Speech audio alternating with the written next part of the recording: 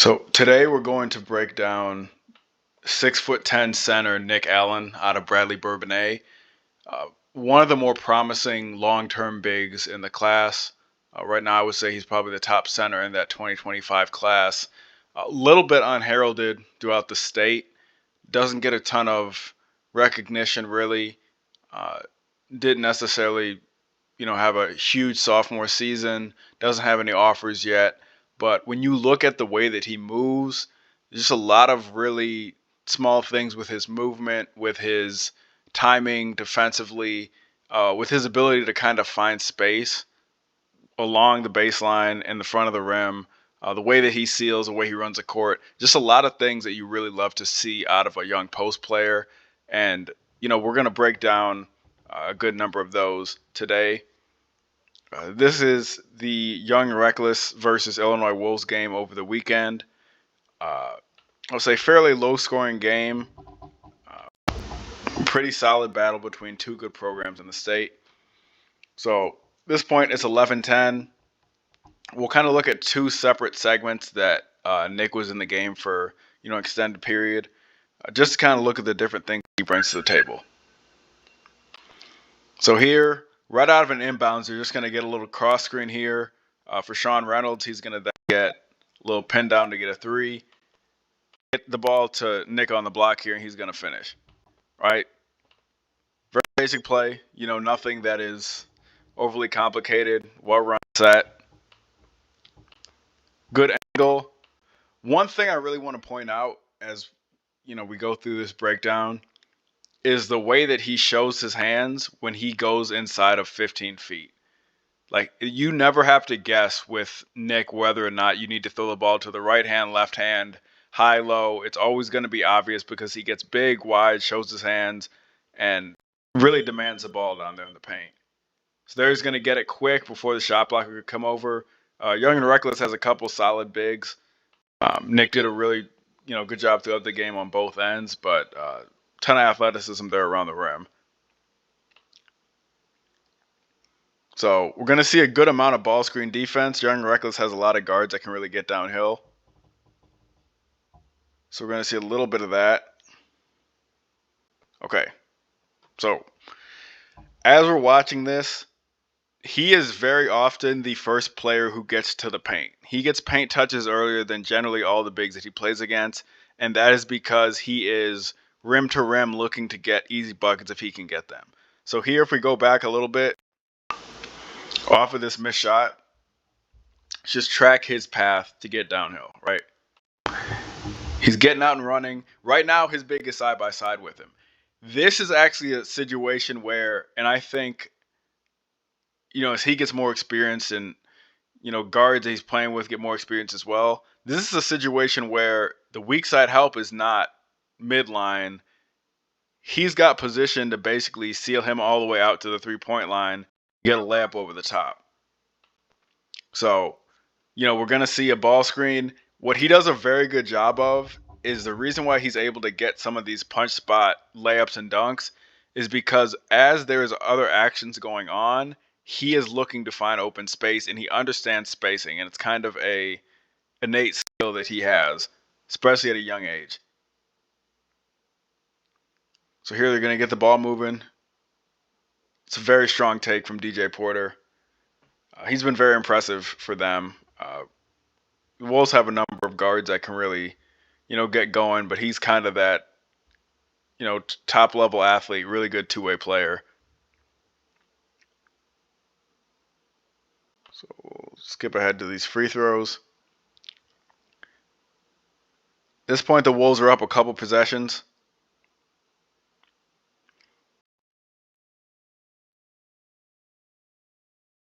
So that one's going to go down. And again, it's a two-way impact for Nick, and it's not always the most obvious, so it's not always a block shot, but there are a lot of altered shots, and we'll see these throughout this. Really want to look at his pick and roll defense as well, because I think that's a space where if we're looking at a college projection, I think he really has a chance to do something as a pick and roll defender. So here they're going to get an entry to Terrence Smith, who had a very good game.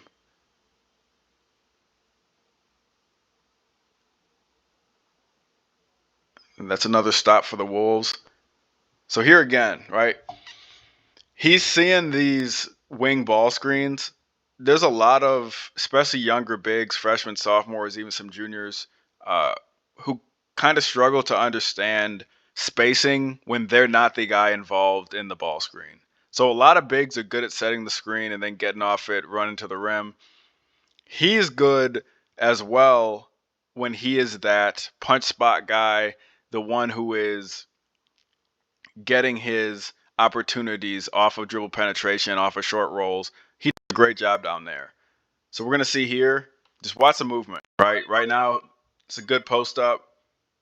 Keyshawn Thomas is going to have it there. A little bit clogged up on that end, but watch the duck.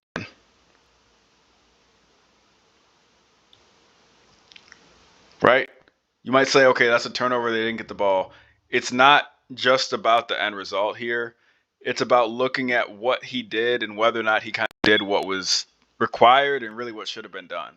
So here, again, we get a little bit congested on the one side. What that does, though, is it leaves him isolated to seal here. His timing on seals and post-ups is very, very advanced. And it might not be something that he even knows he does right now. But look, he waits until the ball is in flight, gets into the defender's body, and like I said, he will always show you the target to where to throw the basketball.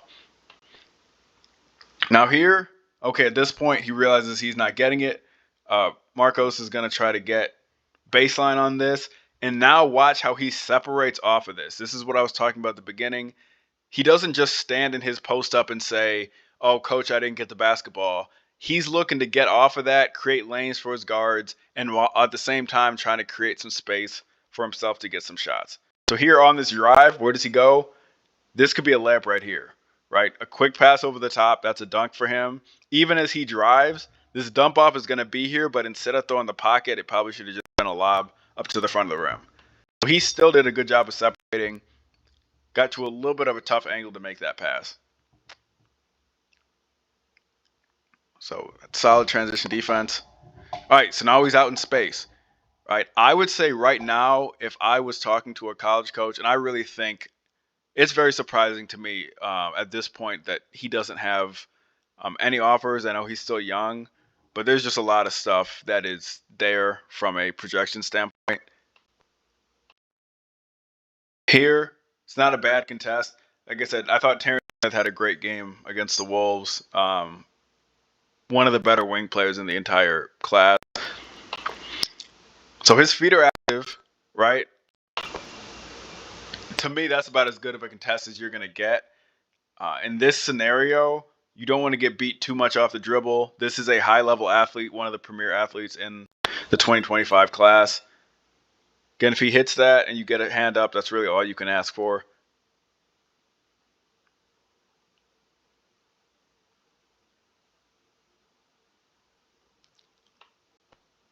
And again, you know, it's a lot of kind of emptied out two-man side actions when they're not running Reynolds off a stagger. So here, he's fighting. He is fighting. It's not always going to lead to layups. In fact, most of the time it's not. But it is very difficult to get kids to understand that physicality, that energy to try to get those seals, try to make that defender work a little bit. That's a long-term thing. It's not a, I'm going to score this possession. That's a, when it gets to the fourth quarter, I'm going to be able to get something. So again, watch the timing for when he starts to initiate this. So he's getting fronted, right? He sees right now he's going to get baseline side three-quartered, or at least that's what it's going to turn into. Still trying to front, still trying to front. This pass has to go over the top, and this should be a dunk right here. You see weak side, Terrence Smith's a little bit over. Cam Thomas isn't completely midline, so if he throws that up over the top, he's got good enough hands that could be a layup here. But again, not the end of the world that he doesn't get it. They're going to keep the ball moving. Again, watch the timing. Watch when he decides to make contact on his post-ups. Look, it's a great catch. So it's just movement. It's movement. I didn't get the basketball. I'm not going to sit here and pout and ask my coach or yell at my guards for not throwing me the basketball. Play still alive, right? Where can I find openings? Keyshawn Thomas is going to come through. He comes through. He's just going to replace to that open space at about 10 to 12 feet here. And then we're going to see a slot entry. Sometimes a tougher pass. Hands are down here defensively, so he's going to be able to get it. Okay. When he gets the ball in the post, he has drop steps. He can finish over either shoulder. He has very, very solid footwork at this stage. Still got to get a little bit more physical when he goes up to the rim through kind of more physical guys.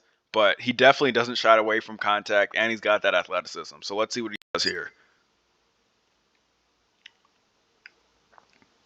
I mean, that's a drop step dunk. Off 2 feet, he takes one dribble. One. Great job of using that elbow to kind of get around him. Not a hook, but that's kind of ideal if you were teaching kind of post-up entry here. So let's stop it right on the catch. And again, this isn't even an overly complex move. This is I'm feeling how the defender's guarding me. He felt he was bumping him on that opposite end. It's kind of square here. That one dribble is all he needs, and then it's that long step to get the drop step. Does a good job of creating an angle by using that first dribble to get a little bit middle. And then he's just too long and athletic there. There's not a lot of centers that are sophomores right now in the state that are able to finish that play, especially not above the rim.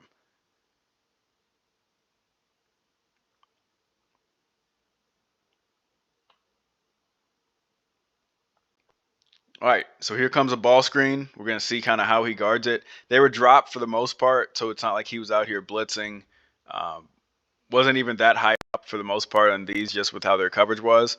I think, especially, looking at him, he looks like he could easily get to 7 foot by the time he's done growing.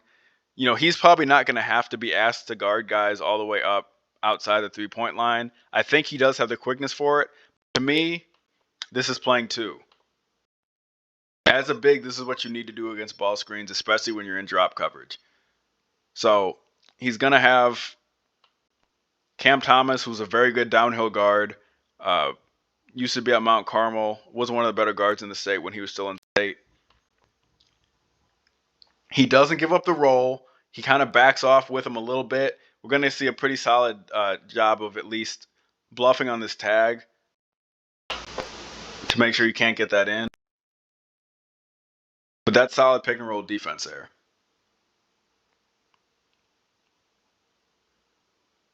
Another ball screen. So this is, as a guy guarding the basketball, I need to make sure he uses a screen here. So that athletic of a player, now this is where, on the on-ball perspective, we got to get better forcing him into the ball screen. From Nick's perspective, you always need to be able to react and respond to when there are breakdowns in the defensive coverage. That's what makes a really good defensive anchor an elite rim protector here.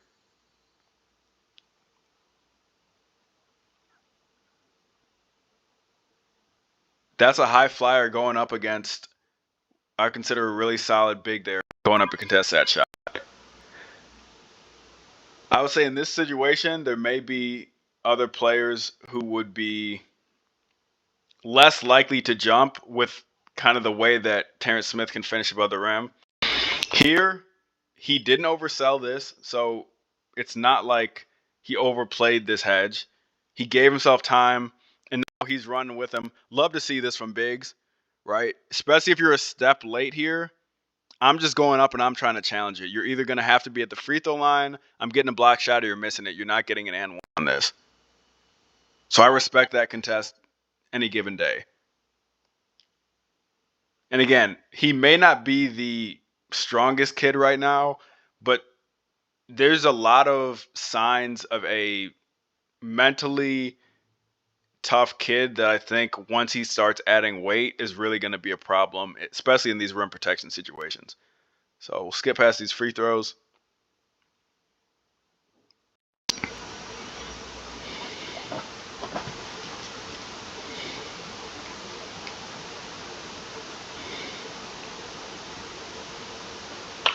All right, so now we're going to get a ball screen. So we'll kind of see what his kind of thought process is. I really like to see how bigs give their angles on these screens, to force the guy to kind of either make contact, go hard over on these. He did a pretty good job there. And then they're going to get a great shot at the rim as a result of that. So it's a little angled. It is centered up, but he does a good job of getting a nice angle on this. He also does a great job of getting lower on this instead of going to the side, making it easy for Shields to get over or under this. And now that's a situation where Gonzalez is going to have a speed advantage, so he can get all the way to the rim. That's a good quality shot. And you see Nick crashing there, which you do like to see. But in terms of pick and roll action, you can't ask for much more there.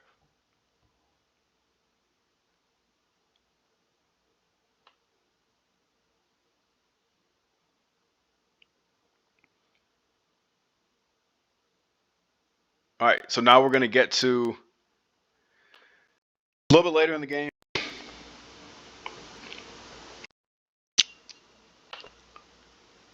So this was kind of a close game the whole way. It ended up in the 40s. I would say there's a lot of solid defense on both ends. There was a lot of guys challenging shots. Not a ton of wide open looks really either way for this team. So we're going to see another stretch that Nick was out there. Again, this stretch has a good amount of defensive stuff as well to look at.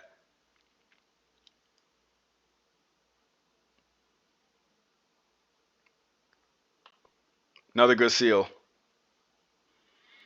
And this is, if you just watch these games throughout the game, you always like to hear people say, I want kids to make an impact. And, a lot of times we point to tangible things like, is a kid able to make shots or does he get assists or rebounds? I want to see, especially as a 5-man, like looking at a 5-man, I'm looking to see, okay, what is he looking to do when he's moving around? Is he just moving around aimlessly or does he kind of have a plan? Here again, let's look at our timing on this seal. Look, shows his hands, 2 hands up, and now he goes to the 1 once he feels contact. This is a drawn foul strictly because of how he posted up. The foul had no choice but to foul here, right? Times it up on the block.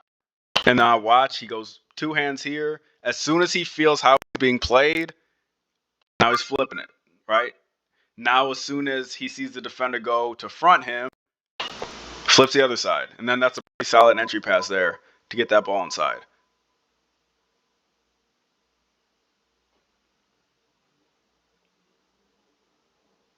And again, as he gets stronger, he's going to be pushing those guys completely out of the paint.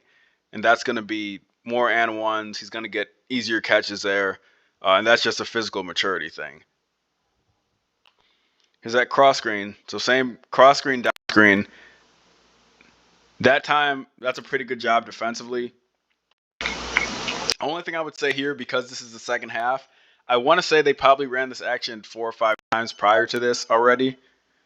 So you already see the contact, right? One thing, you have the set coming. If he's playing that tight, you can see if you can swim this right here and just get a shot over the front of the rim if everyone else is going to be locked to their guy, because there's no response to this pass over the top, and we'll see that.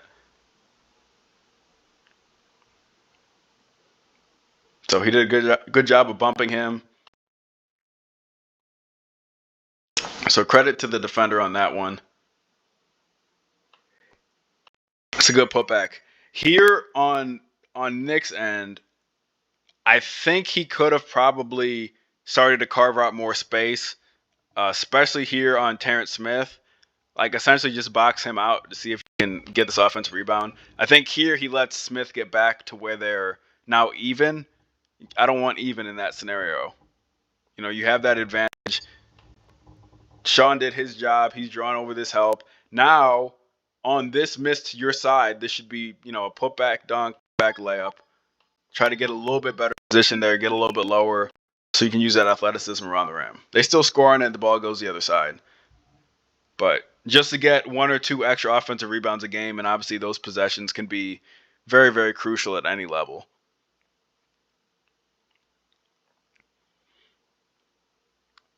So here, Wynar's getting into their stuff. If you notice, there wasn't a ton of stuff. I know we're only looking at a part of the second half. There wasn't as much high ball screen with the bigs for YNR. It was a lot more stuff to kind of pop out. A little more Spain type action with their guys here. So it's not bad communication. It's a tough shot. So on the Wolves' perspective, that's a possession you live with. Here again, like I said, first guy to the rim. Who's guarding him? Right? Maybe he could save some energy if he just didn't sprint the court. But I love to see, especially out of bigs, a big who's willing to say, okay, I'm running. I'm going to run. I'm running.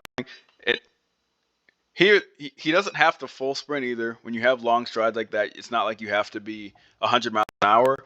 But he got down there early, and now because he got down there early and he wasn't kind of the trail guy, he's able to get a mismatch. Again, you're not seeing a made shot off of that, but that is strictly a play that is made because when the shot's missed, see where everybody's at, right?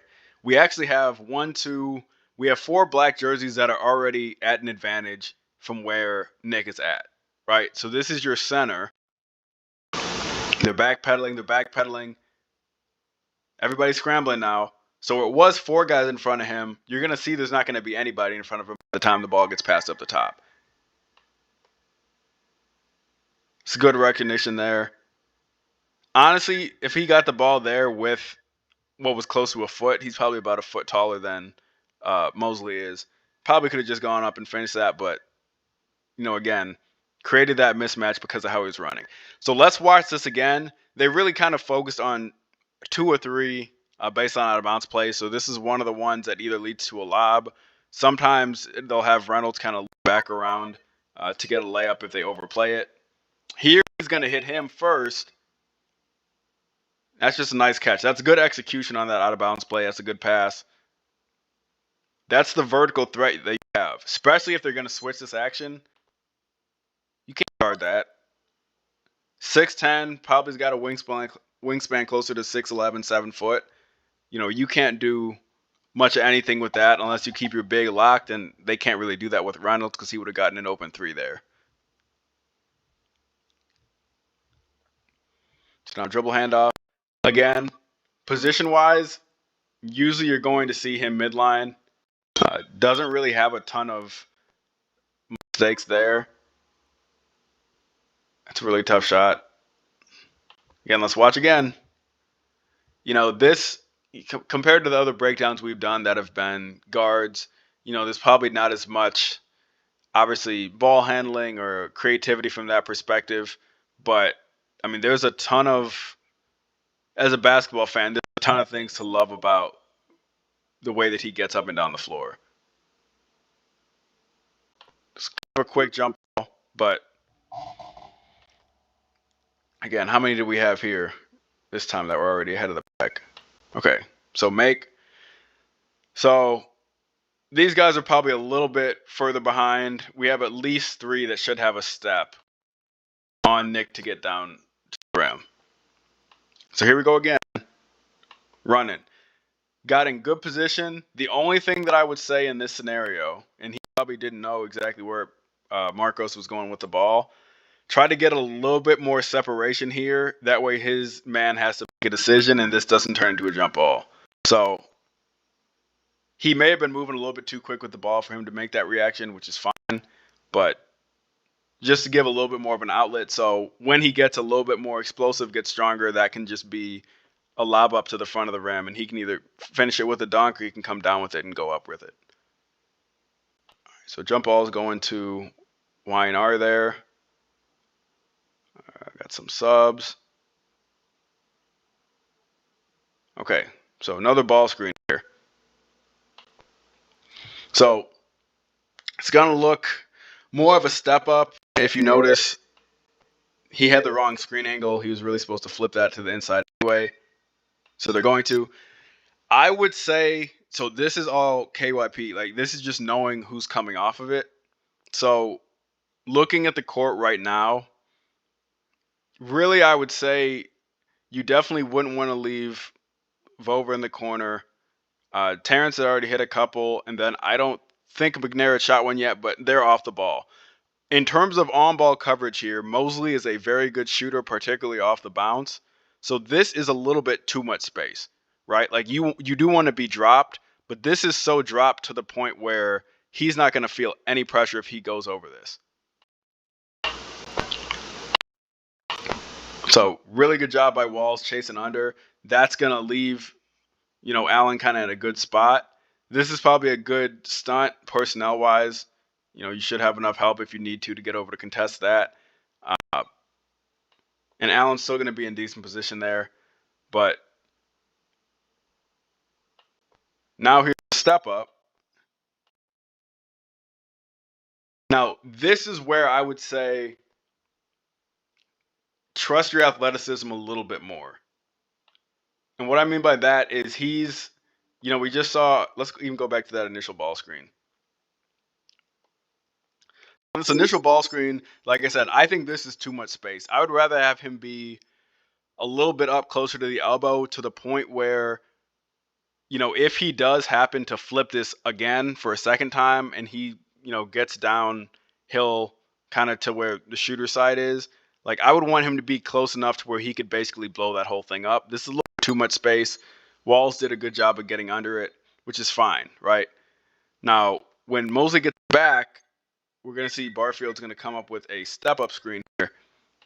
So this is an open side. So there's going to be, because of how low that screen was set, there's going to be a split second where Nick is going to have to be able to contain Mosley or really just other guards. And Mosley is a good, shot creator. He's pretty quick off the dribble.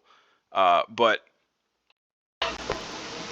off of this, right, because he's a good shooter off the bounce, maybe get a hand up just to deter that. This is where we're going to see how he splits that.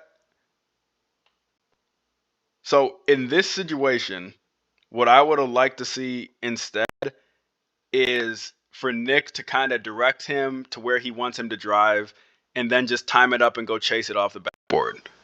So here, it's actually fine if you let him split back middle because there should be, guys there. But if okay, he splits, let me guide him. So that, depending on who the refs are, you might be able to get one hand where you're kind of leaning him one direction. Sometimes you can get away with that as a big. But if not, the steps that he takes should basically be angling to this outer part of the backboard. So like to where that padding is in the bottom left corner, that's where he should be angling the drive for Mosley. And as soon as he starts getting up into his shot, he should separate and go try to get it off the glass. Here he tries to block it centered up, and that gave Mosley that space to kind of get, a little bit of a wraparound to go finish this. If he can just send him directly in a straight line, so cut off his body angle, make him go all the way to this kind of back corner, his driving angle, go get that on the glass, right? And always, always, always jump second. When you jump first, athletic guards might be able to have some body control, and you're going to get some type of foul trouble there. So a little bit of quick shot there.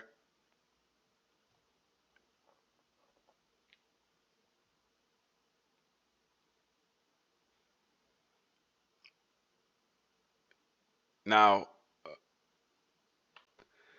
so if I was Weinart here, I might have gone back to the same pick and roll with Barfield just to see if Nick would guard it any differently, because this is just going to end up being a, guard to guard. I think they pop off of this anyway, since Vova's a little bit of a pick and pop guy. So they did pop on that. Kind of congested on this side. Here, I would say this is not the best spot to be. I think Nick probably has maybe an inch on Barfield, but it's pretty close. Barfield's got the weight advantage. You don't really want to be straight behind unless you're really comfortable with your shot blocking ability. I actually, in this case, do trust Nick to kind of get a hand on this entry. So we still got him on his back. We got to start working to make him think about something, right? I know there's no help on the backside, but I feel like, especially because Nick has the footwork and speed advantage in this case, if you can kind of play a cat and mouse game on each of his shoulders to kind of mess off his rhythm so he can't feel comfortable down there, it's going to make the catch a little bit tougher. He's still open. So they're going to enter it to him, right? Now, again, like I said, it's all personnel based.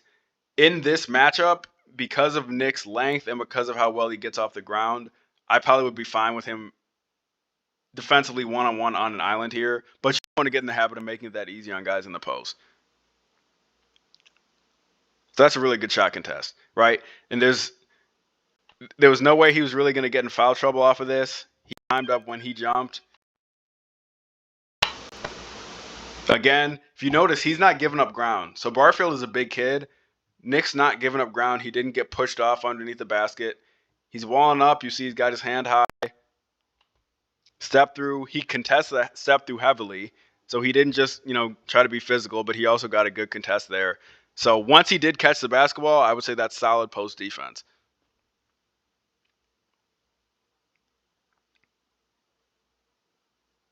So a little bit out of bounds there. That got a little bit congested. We see again. Let's play with this. Kind of feels like a segment of this session is how quick does Nick get up the court compared to everybody else? Here he goes again. Still the first one to the front of the rim, right? They were kind of side by side, the big, but he was still the first one to the front of the rim. And then we're going to see the same thing. Physical, hand out. I'm showing you I want the baseline side. Gets pushed off a little. This, as a guard, I would rather try to get back middle and understand that he just got pushed there. So kind of hit the brakes and turn that back around. He's going to end up dribbling out of bounds here just with kind of where the angle was.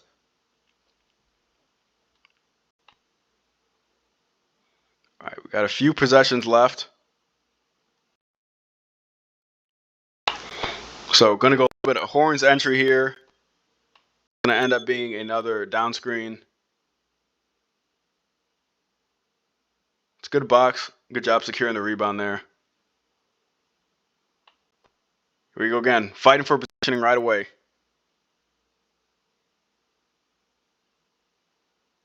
Come on. I know that's simple.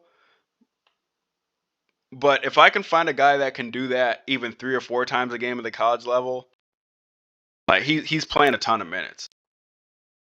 Like once again, this is I'm doing my work early, and he's you don't see it every time, but he's here giving up probably 20 or so pounds. Barfield, like I said, is a big kid. He's going forearm right to the hip here. He's trying to create his advantage right off the bat. He's not waiting until he gets a set called for him to get a post up. This is early. This is I'm in this guy. And what is the result of that? Now he catches the ball at 8 feet, right? He catches it right on the block. And now this is one-on-one in the post. We're going to see DJ Porter gets out. Wall's going to get out. This is just one-on-one. Strong power dribble. It's a good job of using his space too. Like he doesn't loop out too much because there was guys who would be there to kind of get a hand on it. Protects the ball, and now he's going up strong off 2, and then he's just using his length. He's very good going back middle when he catches the ball on the block. Just really solid in the post. Then here, ball screen, pick and pop action.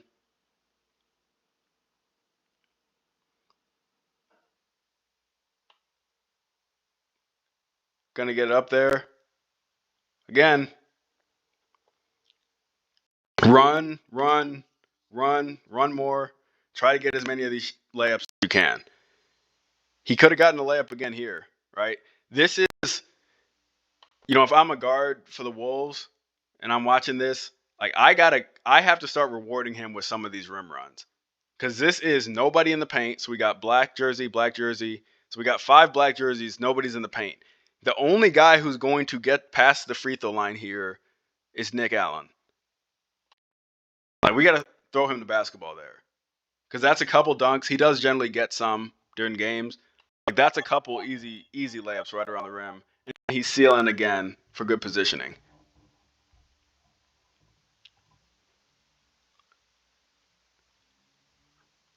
So he gets it down there, and then that's an and one. So that's going to be the last clip we're going to look at.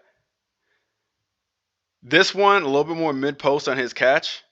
But if you notice, as he's sealing, there's no. I don't ever see an attitude when I watch him play in the negative way. Meaning, I don't see. I know I was open, but you didn't pass it to me, so I'm not going to screen as hard, or I'm not going to run as hard. He keeps that stuff up the whole game. So he catches it here.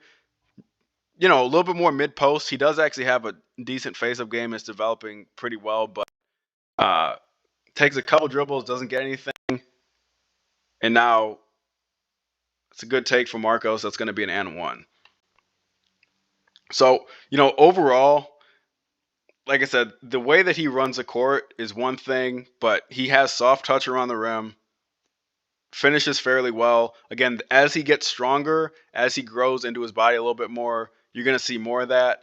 But I mean, athletically speaking, he can really get off the ground for a 6'10" kid, especially as a sophomore. Love his defensive potential. I think in those ball screens, as he starts to trust how athletic he is and start to anticipate a little bit more, I think that ball screen defense is going to get even better. I think it's already at a pretty solid point.